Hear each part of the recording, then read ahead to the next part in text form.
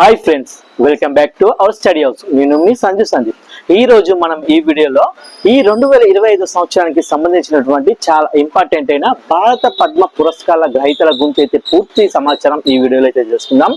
వీడియోని అయితే ఎవరు కూడా స్కిప్ చేయకుండా చివరి వరకు చూడండి. అలాగే చాలా ఉపయోగకరమైన వీడియో కనుక మీ ఫ్రెండ్స్ కూడా షేర్ చేయండి, చాలా యూజ్ అవుతుంది కనుక. అలాగే ఇప్పుడు వీడియో చూసిన ప్రతి ఒక్కరు కూడా ఎవరైతే సబ్స్క్రైబ్ చేసుకున్న వారైతే ఉంటే ప్లీజ్ మన ఛానల్ కూడా సబ్స్క్రైబ్ చేసుకోండి, సపోర్ట్ చేయండి ఫ్రెండ్స్. ఇక మనం వీడియో చూద్దాం. ఈ రోజు టాపిక్ ఏమిటంటే మనకు భారత పద్మ పురస్కారాలు 2025 అంటూ అయితే రావడం జరిగింది అనమాట. ఈ 2025కి సంబంధించినటువంటి భారత పద్మ పురస్కారాలు వచ్చిన ఎన్ని అవార్డులు వచ్చాయి చూసుకుందాం. అందులో కేటగిరీ వైజ్ కూడా తెలుసుకుందాం.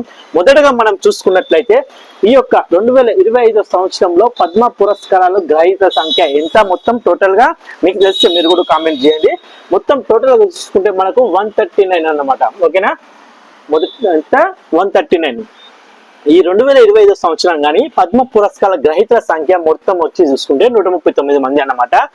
ఇందులో ఈ 139 మందికి అయితే లభించింది కదా ఈ పద్మ పురస్కారాలు. అందులో అయితే కేటగిరీ వైజ్ గా ఉన్నాయి కదా, అందులో ఎవరికి ఎంత లభించాయి అవార్డు అనేది, ఎంత మందికి లభించాయో ఒకసారి తెలుసుకుందాం. మొదటగా మనకు చాలా అత్యున్నతమైన అవార్డు మొదటిది ఏంటిది, పద్మ విభూషణ్ కదా. ఈ పద్మ విభూషణ్ లో మనం చూసుకున్నట్లయితే ఎంత మందికి లభించాయి, 7గురికి అయితే రావడం జరిగింది. పద్మ విభూషణ్ 7గురికి అయితే లభించడం జరిగింది అన్నమాట. నెక్స్ట్ చూసుకున్నట్లయితే పద్మభూషణ్, ఇందులో ఎంత మందికి లభించిందని చెప్పి మనం చూసుకున్నట్లయితే 19 మందికి. ఓకేనా, 19 మెంబర్స్. ఓకేనా, పద్మ విభూషణ్ ఎవరికి 19 మందికి అయితే ఇవ్వడం జరిగింది అన్నమాట. ఇందులో నుండి సపరేట్ ఏమి కాదు, ఈ యొక్క 139 లో నుంచే వీరికి లభించడం జరిగింది అన్నమాట. సో నెక్స్ట్ పద్మశ్రీ అవార్డు ఉంది కదా, ఈ పద్మశ్రీ అవార్డు ఎంత మందికి వచ్చిందని చెప్పి మనం చూసుకున్నట్లయితే ఎంత, 113 అంటే 113 మందికి అయితే రావడం అయితే జరిగింది ఈ యొక్క పద్మశ్రీ అవార్డు.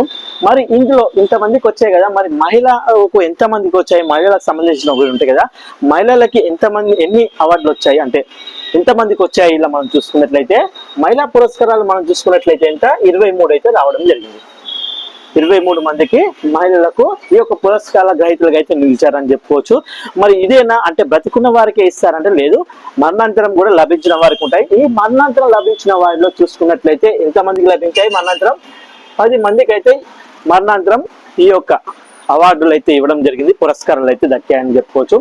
నెక్స్ట్ మనకు జంట అని చూసుకున్నట్లయితే డ్యూయస్ అంటే జంట అంటే ఒక జంట అంటే అవి ఎంత మందికి లభించాయో మనం చూసుకున్నట్లయితే ఒకరికి మాత్రమే లభించడం అయితే జరిగింది అన్నమాట. ఓకేనా, ఈ జంటలు వచ్చేసి చూసుకుంటే ఒకరికి మాత్రమే ఈ యొక్క పద్మ పురస్కారాలు అయితే దక్కడం జరిగింది. నెక్స్ట్ మరి విదేశీయులు ఉన్నారు కదా, ఈ విదేశీయులు ఎంత మందికి వచ్చాయి అని చెప్పి మనం చూసుకున్నట్లయితే విదేశీయులు వచ్చేసి 10 మందికి అనేది దక్కడం అయితే జరిగింది అనమాట. సారీ క్షమించండి, ఇక్కడ ఈ యొక్క మరణాంతరము ఎంత అంటే 10 కాదు, సారీ 13 మెంబర్స్ అన్నమాట. ఎంత, 13 మెంబర్స్ కి ఈ యొక్క మరణాంతరం అయితే ఈ యొక్క పురస్కారాలు అయితే దక్కడం అయితే జరిగింది అనమాట. నెక్స్ట్ చూసుకుంటే జంటకు 1 దక్కడం జరిగింది. విదేశీయులు చూసుకుంటే మనకు 10 మందికి అయితే ఇవ్వడం జరిగింది అనమాట. నెక్స్ట్ ఈ యొక్క పద్మ పురస్కారాల గ్రహీతలు ఉన్నారు కదా, ఇందులో మరి వేరే వేరే లాంగ్వేజ్ లో ఉంటారు కదా, అందులో మన తెలుగు వారు ఉంటారు కదా, ఆ తెలుగు వారికి ఎన్ని అవార్డులు దక్కినాయి అని చెప్పి కూడా తెలుసుకుందాము. ఈ తెలుగు వారు అంటే మన తెలంగాణ, ఆంధ్రప్రదేశ్ నుండి అనమాట.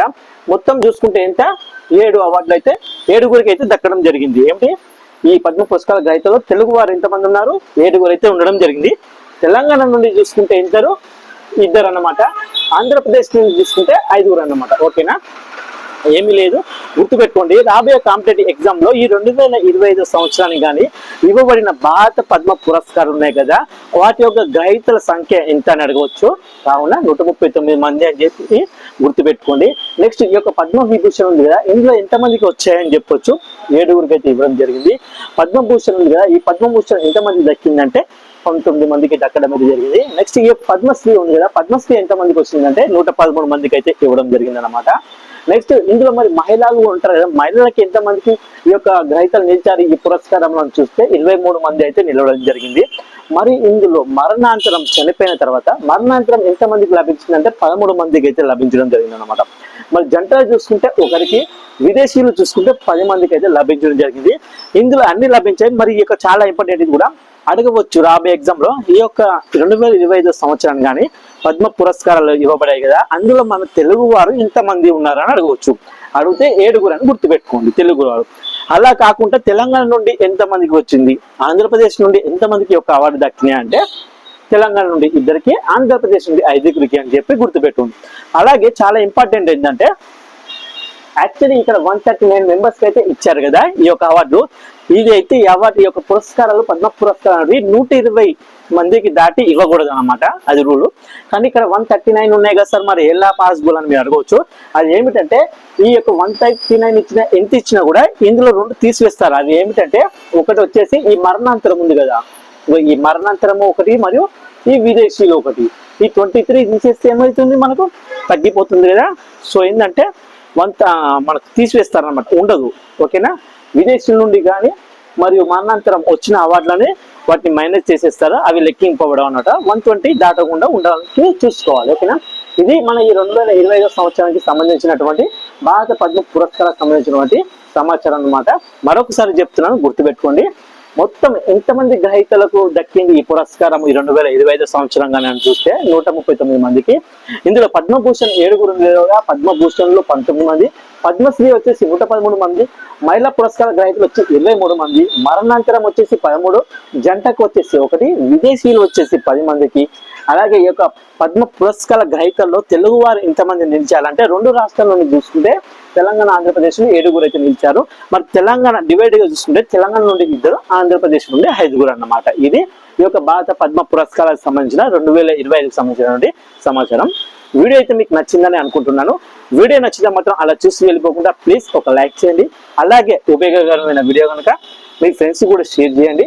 అలాగే ఈ వీడియో చూసిన ప్రతి ఒక్కరు కూడా ఇప్పటి వరకు ఎవరైనా సబ్స్క్రైబ్ చేసుకున్న వారు ఉంటే ప్లీజ్ దయచేసి ఛానల్ కూడా సబ్స్క్రైబ్ చేసుకొని ప్లీజ్ సపోర్ట్ చేయండి ఫ్రెండ్స్. Thank you. జై హింద్.